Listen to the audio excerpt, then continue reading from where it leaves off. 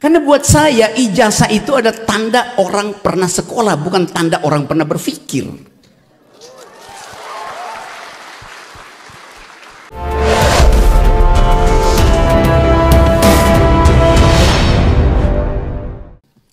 Sekarang saya masuk pada poin yang berkaitan dengan teman saudara-saudara yang adalah mahasiswa.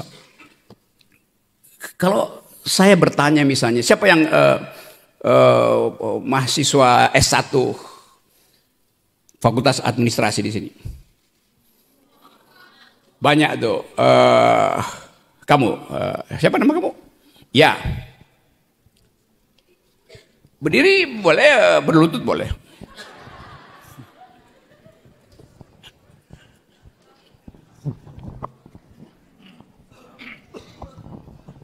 Assalamualaikum warahmatullahi wabarakatuh. Sebelumnya perkenalkan, nama saya Utami Kaulan Sakila dari program studi administrasi bisnis. Oke. Apa yang kamu bayangkan? Kamu semester berapa sekarang? Semester 7. Rencana DO semester berapa? Rencana DO sih nggak ada ya. Kalau misalnya lulus sih ada tahun depan, insya Allah, amin. Oke, jadi teman kita ini dia nggak punya rencana DO. Saya sekolah di 5 fakultas itu, Fakultas Teknik, Fakultas Ilmu Hubungan Internasional, Fakultas Hukum, Fakultas Ekonomi, Fakultas Filsafat. Saya belajar di 5 fakultas. Saya hanya lulus di jurusan filsafat. Lalu orang bilang, saudara Rocky Anda DO kan dari UI, 4 fakultas DO? Enggak. UI yang saya DO kan dari rencana studi saya. Itu. Benar, serius. Karena saya belajar ilmu fisika 2 semester, saya sudah tahu prinsip-prinsip fisika. Saya belajar matematik, saya bilang saya bisa belajar sendiri. Saya punya 2 dalil, saya bisa bikin algoritma, reasoning, derivatif, segala macam. Saya belajar ilmu ekonomi, ya 3 semester saya tahu bisa tuh saya belajar sendiri. Saya belajar politik internasional, saya lihat dosen-dosen itu ngajarin saya politik internasional sama dengan Herald Tribune yang saya baca tuh, ngapain saya ikut kuliah itu kan. Jadi saya memutuskan untuk mendeokan UI. Lalu orang bingung kenapa begitu? Karena buat saya ijazah itu ada tanda orang pernah sekolah, bukan tanda orang pernah berpikir.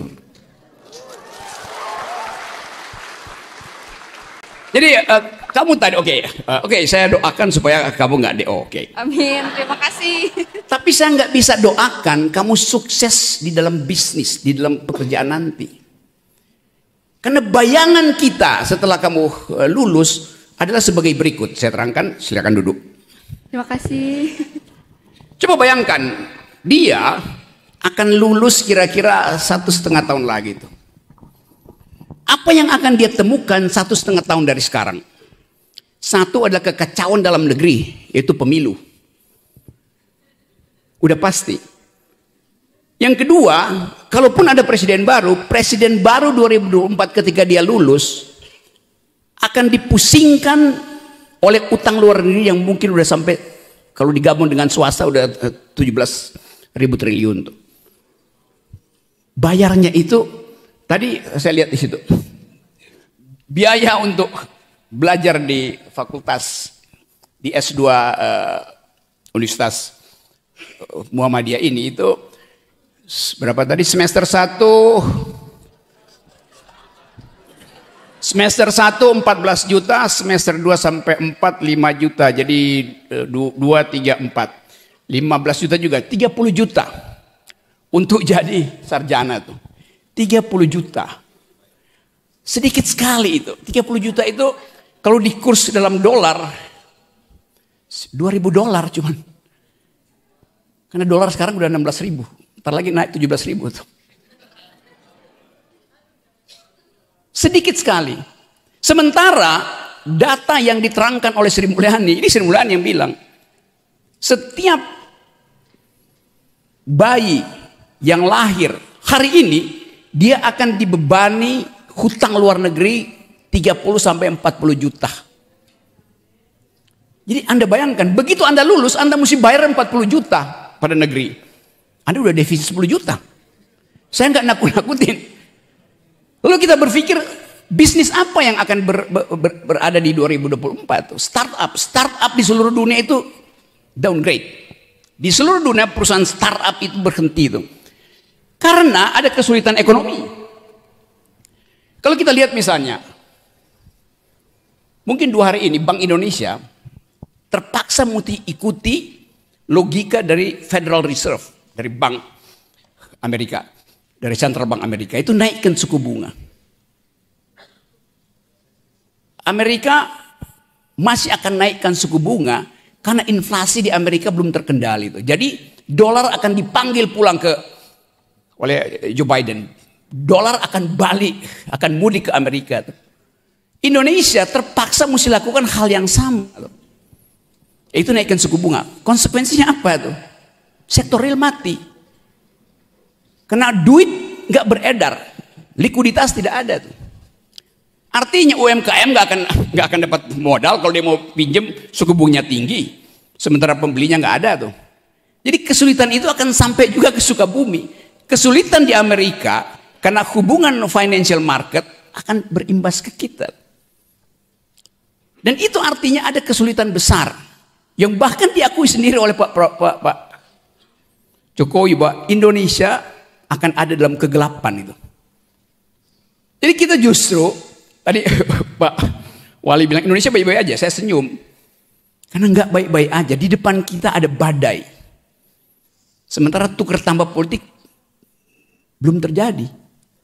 Jadi sebetulnya saya mau terangkan ini bukan saya nggak mungkin bilang kalian optimis aja, enggak.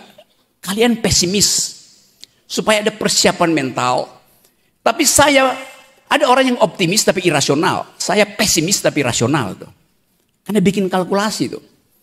Nah, fungsi-fungsi itu ada di dalam parameter perkuliahan. Kita mau ukur Indonesia ini ke depan bakal sukses apa enggak? Ya kalau dengar ucapan Pak Jokowi pasti Indonesia bakal sukses. Tapi kita membayangkan bahwa kecemasan Pak Jokowi terlihat dari beberapa kali dia meminta supaya rakyat bersiap-siap untuk menghadapi badai. Meminta supaya IKN dilanjutkan, meminta supaya jalan tol diteruskan segala macam. Tetapi investasi nggak akan masuk karena dolarnya dipanggil pulang itu. Dan harga uang itu akan tinggi sekali bunganya.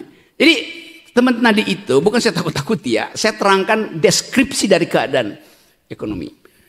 Apakah dunia mengalami hal yang sama, tapi hanya soal kebijakan publiknya yang bisa dia atur sedikit-sedikit tuh. Di kita impact itu bukan sekedar ekonomi, tapi persahabatan sosial yang retak, intoleransi yang ada di mana-mana tuh. Anies Baswedan baru turun dari DKI, diganti oleh orang yang diinginkan oleh presiden. Publik Jakarta bertanya, apa yang akan dilakukan oleh gubernur dalam keadaan dia tidak punya legitimasi? Kan sebentar lagi Pak Polisi dan Pak Dandim akan dapat demo besar-besaran dari masyarakat buruh, intelektual yang menganggap bahwa penunjukan pemimpin di daerah yang ada 370 pemimpin daerah itu tidak demokratis karena ditunjuk oleh presiden melalui Menteri Dalam Negeri. Boleh nggak ditunjuk? Boleh. Kalau darurat, boleh nggak darurat sampai 2,5 tahun? Nggak ada darurat 2,5 tahun. Jadi setengah dari tahun pemilu, pemimpin-pemimpin kita itu ditunjuk oleh presiden, tidak dipilih oleh rakyat. Itu yang kita sebut sebagai tidak demokratis. Jadi bagaimana kita minta pertanggungjawaban dari pemimpin yang tidak kita pilih? Itu soalnya tuh. Nah, kemasukakalan ini yang ingin saya terangkan sebagai metode berpikir di kampus. Kalau saya balik pada IKN misalnya, Pak Jokowi masih akan memaksakan itu karena cuman itu legasi beliau yang bisa beliau pamerkan. Setelah dia lengser ada saya bangun IKN. Tapi saya mesti terangkan dari awal, itu bakal berantakan karena nggak ada yang masuk akal di dalam uraian itu. Tentu kita bangga ada IKN, tapi batas dari ambisi adalah APBN. Batas dari ambisi politik adalah APBN itu. Jadi public policy dibuat dengan ambisius, itu yang membuat berantakan Indonesia. Ambisi untuk bikin jalan tol, ya jalan tol diperpanjang tapi jalan pikiran jadi pendek.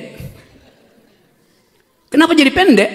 Karena per hari ini kalau kita belajar public policy, kita ingin public policy itu menghasilkan otak yang bermutu. Faktanya hari ini stunting, mereka yang kekurangan gizi hampir 2 digit Indonesia. Jadi anak-anak kita yang hari ini kekurangan gizi, 10 tahun lagi otaknya akan menciut 25% karena nggak ada nutrisi. Jadi bagaimana mungkin bonus demografi itu kita peroleh kalau peralatan untuk bersaing di tingkat dunia itu, yaitu otak, dimiskinkan karena presiden lebih memilih membuat jalan tol daripada menyediakan nutrisi bagi otak anak-anak. Itu trade off-nya begitu. Lain kalau APBN kita seperti daun kita cabut-cabut, oke, jalan tol bisa dibikin, sekolah diperbaiki, mutu diperbaiki, setiap pagi anak-anak kita kasih susu, protein, segala macam, daging, nggak ada soal. Tapi APBN kita terbatas.